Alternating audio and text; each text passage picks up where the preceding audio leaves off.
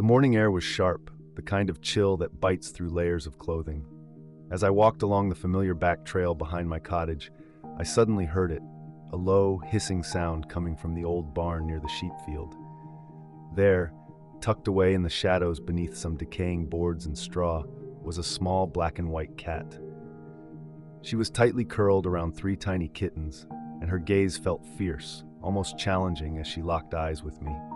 In that moment, I understood this was not going to be easy. The following morning, I returned with a plan and a basket filled with sardines. The barn creaked and groaned as if it were filled with secrets. I stepped carefully, trying to avoid any loose boards that might spook her. Marla, as I later named her, was still in the same position, sheltering her tiny kittens with a watchful glare. The moment I entered, she hissed, a long warning that echoed in the stillness, her tail twitching with agitation. The kittens were no larger than my hand, 3 little furballs, blind and helpless. One had a crusted eye, another struggled to nurse, and the third, a gray one I would eventually call Moss, lay still and weak. I knew I couldn't just walk away. I placed the sardines a short distance away and sat on an overturned feed bucket, keeping my hands to myself and my voice quiet. I simply waited. Time passed slowly as I watched her cautiously. Edith had shared her knowledge about feral mothers, how fear fueled their aggression. She once said, "If you make her feel trapped, she'll fight fiercely. But if you just give her space to feel seen, you might win her trust." So I remained patient. By dusk, Marla hadn't touched the food, but she also hadn't attacked. That alone felt like progress. Outside, the wind howled, but inside that barn, it was just the 2 of us. 2 beings unsure of whether trust was possible. The days blended into a routine of quiet determination. Every morning and evening, I returned to the barn, bringing fresh food for Marla while respecting her boundaries. While she continued to hiss if I got too close, her back arched and fur standing on end, she didn't lash out. I tried to view this as a positive step forward. My focus shifted to the kittens, feeding them when Marla wasn't watching. Moss, however, appeared to be getting weaker each day. Smaller than his siblings, he often kept to himself, as if sensing something they didn't. I began to worry about his survival. One afternoon, I was sitting quietly on a haystack, trying not to disturb the calm, when Theo came rushing in. He was full of energy, always eager to help, but sometimes that eagerness led him to act without thinking. He had a good heart, but his care for animals sometimes blinded him to what they really needed. He crouched down too close to Marla, who was visibly tense. "She's just scared," he said, glancing at her. "We can't leave them here. We should take them to the shelter." I shook my head. "No, she's their mother. If we take the kittens away now, we could lose them all." Theo's expression mixed frustration with confusion. I could see he was struggling to understand the situation. But I did. Marla needed a moment to breathe. It was important that she felt she still had a choice. Then on the 6th morning, everything changed. The barn, usually alive with the sound of Marla's gentle growls and the rustle of straw from the kittens nestled beneath her, was eerily quiet. The cold had seeped deep into the wooden beams overnight, and the early light filtered through the cracks like thin fingers trying to touch the dark. As I stepped through the warped doorway, a heavy feeling settled in my stomach. Marla was gone. No flash of fur hiding in the shadows, no defensive hiss to mark her territory, just silence, thick and heavy. I moved carefully, scanning the corners where she normally stayed. The kittens, Ash and Bramble, were there, tangled in some burlap by the feeding dish, mewing loudly for food. They looked fine, but something felt very wrong. There were only 2 of them. Moss, the smallest and most delicate, was missing. A rush of panic hit me as I dropped to the floor, my hands scraping against the straw and debris. I searched under every loose board, every fallen beam, feeling the cold air biting through my jacket sleeves. Thoughts raced through my mind. Had she left him behind? Or maybe something had harmed him while I wasn't looking. Then, out of the corner of my eye, I spotted a small gray bundle, half curled up under a bent metal water trough, buried in the frost-covered ground. I hurried over, slipping slightly on the damp earth, and fell to my knees next to him. Moss was there, barely clinging to life. His fur was wet, his breathing was shallow, and his tiny body felt freezing against my hands as I gently picked him up and wrapped him in my coat. I held him for a moment, feeling the last faint beats of his heart against my chest. I couldn't help but wonder if I had arrived just a bit too late. Then I felt a strange tingle at the back of my neck, as if someone were watching me. I turned slowly toward the tree line behind the barn, and there she was, Marla. She crouched low at the edge where the wild bramble met the open field. Unlike before, she wasn't growling or running, she was just observing. Her gaze was focused but not threatening. Her ears flicked once, and her tail wrapped tightly around her paws. In that moment, she seemed to balance something delicate in the world, unsure whether to reclaim it or allow someone else to assist. Suddenly, everything clicked into place. Marla hadn't abandoned Moss. She had carried him out of the cold, damp barn and placed him in the sun, picking the only dry spot she could find in a desperate attempt to warm him. Her instincts were not faltering. She was doing her best with the resources she had. She hadn't given up. Now, as I stood there, I faced a choice of my own. Did helping mean stepping in or stepping back? Inside the cottage, I gently laid Moss in a shallow box lined with soft wool and placed a hot water bottle beneath layers of towels. His breathing remained shallow, but it was steady. I moved quickly but quietly, trying to stay calm while recalling Edith's instructions from the day she taught me how to warm up hypothermic kittens. As I offered a tiny bit of kitten milk to the corners of his mouth with a syringe, I heard gravel crunching outside. Theo was back. He came in, full of energy that felt oddly out of place, his boots muddy and his hoodie hanging off one shoulder. "You found them? Did she let you take them?" he asked, his eyes widening when he spotted Moss wrapped in flannel on the table. "She didn't let me," I said softly, still not looking up. "She was watching." He tilted his head. "Watching? She moved him outside. I think she was trying to save him," I added, almost thinking aloud. "She didn't abandon him. She trusted something else might help." Theo paused, his expression shifting from confusion to a softer understanding, perhaps even respect or guilt. "So what do we do now?" I shook my head slowly. "We wait, and we include her in this. This isn't just a rescue. This is a negotiation." Outside, I caught sight of Marla once more. She was still under the hedge, not running away like before. For the first time, she seemed more curious than frightened, almost as if she recognized I wasn't a threat. The next morning, I woke to the sound of boots crunching on the frosty ground and quiet voices drifting through my front window. When I opened the door, I saw Edith at the gate. She had her hands tucked inside the sleeves of her thick cardigan and was talking to a tall, lean man I didn't know.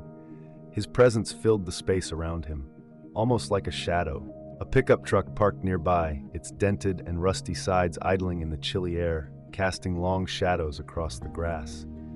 Edith later explained he was from the council, here because someone had reported seeing me near the barn, their barn. The owners were considering tearing it down.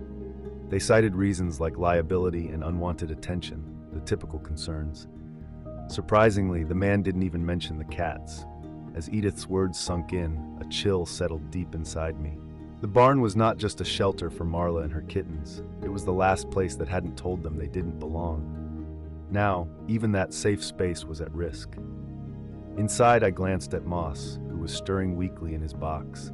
He was gaining strength, lifting his head, but still cried out when the air got too cold. Outside, I spotted Marla again, this time standing in plain sight. She was gazing at the truck, her ears drawn back, tail twitching nervously. In that quiet moment, it dawned on me that our rescue mission had changed. We were no longer just trying to earn her trust. We were racing against time.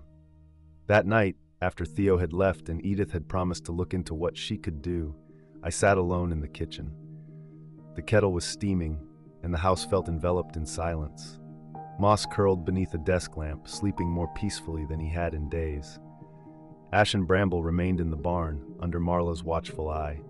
I hadn't moved them yet. I couldn't bear to separate them from her, especially since she had finally begun to see me as a friend instead of a danger. But a troubling thought nagged at me, one I didn't want to entertain but couldn't shake off. What if the barn was gone tomorrow? What if I wasn't there to help? Would they all make it through? I leaned forward, resting my elbows on the table, and stared at the worn wood until my vision blurred. I wanted to respect their choices and not push them into a situation they hadn't asked for. I didn't want to take away from Marla what little she had left, her role, her dignity, and that small bit of control she clung to. Yet I also couldn't bear the thought of watching them disappear. Sometimes I realized that rescuing someone isn't just about improving their situation. It can also mean deciding which type of loss feels more bearable. By the time the storm approached, the land felt unsettled.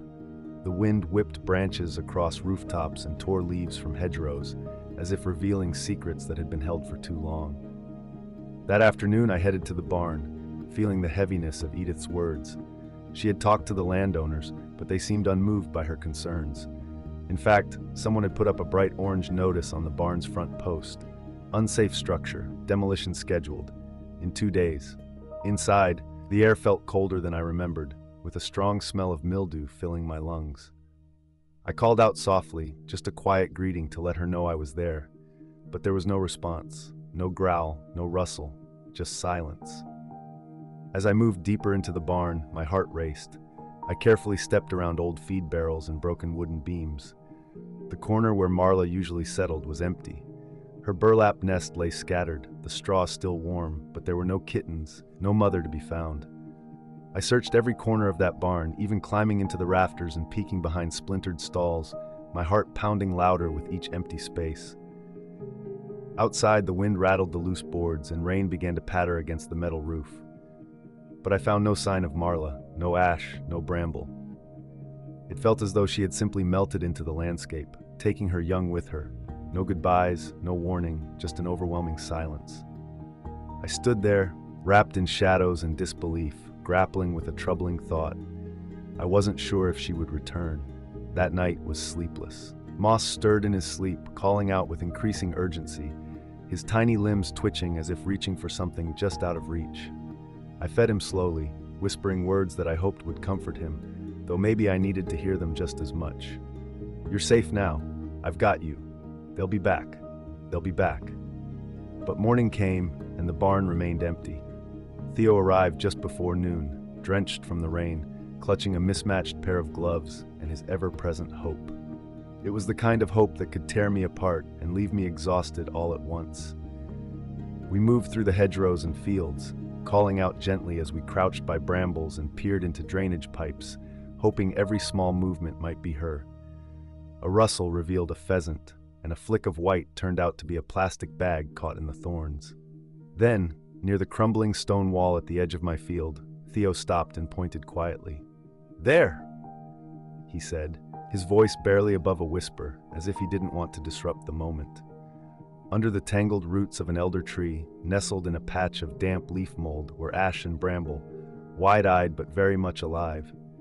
And just behind them, almost hidden in the underbrush, stood Marla. She was low to the ground, her gaze fixed on us, observing rather than fleeing. We paused for a moment, holding our breath, boots sinking into the mud. I crouched down and extended my open palm, neither asking nor demanding, just offering a gesture of peace. Marla didn't retreat, she simply watched. In that quiet moment, between fear and trust, something began to change. It wasn't quite peace, but it sparked a flicker of hope. The following morning brought a pale sun and the distant rumble of machinery nearby. I knew what that meant. The council's warnings were coming to life.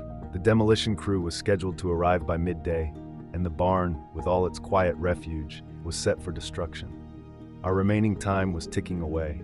I wrapped Moss in his blanket and held him close as I returned to the elder tree, where Marla had nestled with the others, a living barrier of fur and bone. When I arrived, she blinked slowly, offering no greeting or alarm, just a quiet acknowledgement. It seemed she had been expecting me. I sat a little way back and spoke softly, explaining the situation she wouldn't fully understand but needed to hear.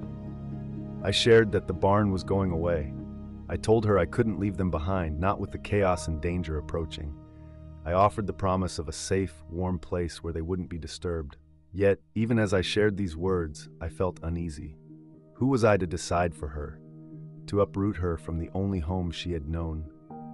To separate her from the trees and shadows that surrounded her like air? Theo soon arrived with a carrier and soft towels, although his expression showed uncertainty. Edith was by the gate, watching with her arms crossed tightly. It was time to act. I sat there, feeling overwhelmed by the decision ahead of me. Choosing to rescue meant providing protection, but it also meant having influence over her life. At that moment, I didn't want that kind of power. All I really wanted was for her to choose me in return. In the background, I could hear the steady hum of the demolition crew's truck, like a countdown urging me to act. Theo knelt beside me, holding the carrier open. His face showed deep concern. "If we don't take them now," he said quietly but urgently, "they won't be here when the backhoe comes. You know that." I nodded, still paralyzed. Marla, curled up beside her kittens, seemed frozen in place. I could see it in her eyes. She sensed something was coming to an end. Each noise made her ears twitch, but she didn't back away. Instead, she stayed put, watching me intently. I had pictured this moment quite differently. I thought she would run, leaving me to chase after her and somehow catch her before she disappeared. But instead, she was waiting. It felt like she was testing my resolve. Reaching into my coat pocket, I pulled out the soft cloth I had used with Moss the night I found him by the trough. Slowly, I placed it near her paws. The kitten stirred, and little Bramble mewed softly, her nose twitching at the scent. Marla glanced between the cloth and me. Then, almost imperceptibly, she moved. She nudged Bramble forward with her nose, then Ash, pausing briefly to glance back at the barn, her only home. Finally, she picked up Bramble by the scruff and walked over to the carrier, gently placing her inside. Theo let out a sharp breath as I held still, afraid to disrupt the moment. Marla looked at me one last time, and without any cue from me, she crawled in beside her kittens. In that instant, she wasn't just choosing rescue, she was choosing trust. And that choice meant everything. The carrier rested between us, a delicate promise that trembled with the movements of the three tiny creatures within. Marla leaned over them, her breath shallow, glancing back toward the barn, as though she were mourning a loss we couldn't fully comprehend. The machines were getting closer, their metallic sounds growing louder as engines revved at the edge of the road. I could hear the clatter of tools being unloaded, the slamming of truck doors, and conversations that didn't reflect the lives that had once thrived in this forgotten place. I stood up carefully, brushing the dirt from my knees. Theo looked at me, his hand resting on the carrier handle as if unsure whether to move. Edith, who had quietly observed everything, stepped forward and said, "They won't wait long. If we're going, it needs to be now." But I found myself unable to act. A part of me felt stuck, anchored next to that elder tree near the barn, and every decision that had brought us to this moment. Taking Marla meant pulling her away from her natural environment. It meant asking her to adjust to a world of safety and routine, trading her freedom for protection. As I looked through the carrier's mesh at her steady gaze, I wasn't sure if she understood my choices or if she was simply enduring them. Yet she didn't resist. She lay still, keeping watch over her kittens. The sky above us was calm and pale, almost as if it, too, was waiting. We lifted the carrier together, and just like that, we walked away from the barn. When we arrived at the shelter, it felt oddly quiet. Soft afternoon light streamed through the blinds, leaving stripes across the tiled floor that seemed to whisper of the past. The air was filled with the scent of disinfectant and dry kibble, and the only sound was the gentle hum of heat lamps in the recovery room. I carried the carrier through the back entrance, with Theo following closely behind, his hands buried deep in his pockets, his uncertainty evident in his posture. Marla had remained silent during the trip. She lay curled over her kittens, her eyes half closed, yet always watchful. When I set the carrier on the counter, she lifted her head, calm and observant, not afraid or angry. The staff moved around us with quiet efficiency, casting glances full of professional concern, but refraining from asking questions I didn't know how to answer. A few minutes later, Edith came in carrying a worn fleece blanket, her expression revealing that she had encountered many similar situations before, none of them any easier than this one. I opened the carrier slowly, half expecting Marla to bolt, to react wildly to the strange lights and unfamiliar smells. Instead, she remained still, lifting her nose to soak in the warmth of the lamp above. Her kittens stirred beneath her, stretching their little limbs toward the comforting heat. And then I noticed, her eyes were no longer hard but tired, cautious and resigned. Perhaps it's a feeling of gratitude. This wasn't the typical ending you might picture. There were no ecstatic embraces, no purrs of joy, no triumphant celebrations. Instead, she allowed me to touch her, not as a hero or a savior, but simply as someone who had been there long enough, quietly enough, to earn her trust. Weeks have gone by since that moment. Moss now sleeps curled up on a cozy fleece blanket near the radiator in my cottage. His little body is stronger, and his breathing is steady. Occasionally, he cries out in his sleep, making me wonder if he dreams of the trough, the cold ground, or the comforting rhythm of his mother's heartbeat. Meanwhile, Ash and Bramble are with Marla at the shelter. They have their own serene space away from the barking dogs and the bustle of the outside world. The staff respects their boundaries, only a few gaining Marla's trust to come near. Marla hasn't fully let her guard down. She still observes everyone with a watchful eye, cautious and alert. Yet she remains there. In her choice to stay, she offers a kind of permission, a form of acceptance that doesn't always look like affection. I continue to visit her. Sometimes I simply sit quietly by her door. Other times, I bring her the same sardines I offered on that first day. Most of the time, she doesn't approach, but she doesn't retreat either. And perhaps, in its own way, that's enough. Rescue doesn't always culminate in joyous endings. At times, it's about allowing a wild creature the option of safety. It's about being there for an animal that might never come close, yet knows you chose to stay. If we're fortunate, it's this very act that lingers with them and with us. If this message resonates with you, if you've ever navigated that delicate space between fear and trust, between intervening and allowing, consider sharing it. Let others experience what it means to offer support without conditions. Sometimes, the essence of rescue lies not in the transformation, but in the patience, the presence, and the decision to stay, even amidst uncertainty. Thank you for being part of this journey. If this story touched your heart, think about subscribing, leaving a comment, or sharing it with someone who understands the quiet beauty of earning trust, one breath, one heartbeat at a time.